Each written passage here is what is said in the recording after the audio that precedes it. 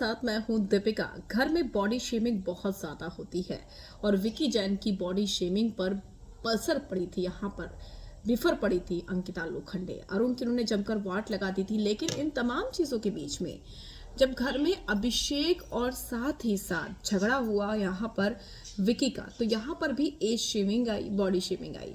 वैसे ये कोई नई बात नहीं है, हर सीजन में बॉडी शेमिंग भी होती है, एज शेमिंग भी होती है। 40 का बुढ़ा कई सालों से हम सुनते आ रहे हैं।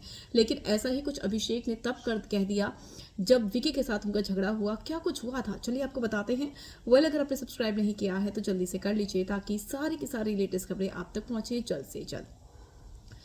तो यहाँ पर अभिषेक और विकी के बीच में झगड़ा हुआ किचन एरिया में, और वहाँ पर अभिषेक काम कर रहे थे और विकी से वो लड़ने लगते हैं, विकी भी लड़ने लगते हैं। इसके बाद कामचोर कहते हैं विकी अभिषेक को, तो ये भी कहते हैं कि अपने काम पर ध्यान दे। तो अभिषेक को गुस्सा आता है। अभिषेक कहते हैं 40 का हो गया है, ये देखो ये मेरे से लड़ रहा है, मैं छोटा हूँ इससे, तो 40 का हो गया है। ये बात कहकर एक बार फिर से टीज किया और फट पड़े यहाँ पर अभिषेक जो है वो विकी पर।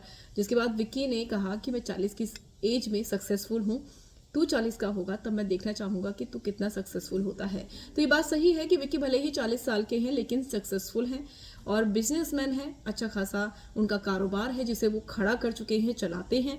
तो ऐसे में 40 का हो या 50 का हो, इंसान के अंदर कुछ करने का जज्बा होना चाहिए फर्स्ट ऑफ ऑल। लेकिन इसे लेकर हो सकता है कि वीकेंड के वार में सलमान जो है अभिषेक की फिर से क्लास लगाए, क्योंकि 40 का कहकर उनका मजाक उड़ाया गया।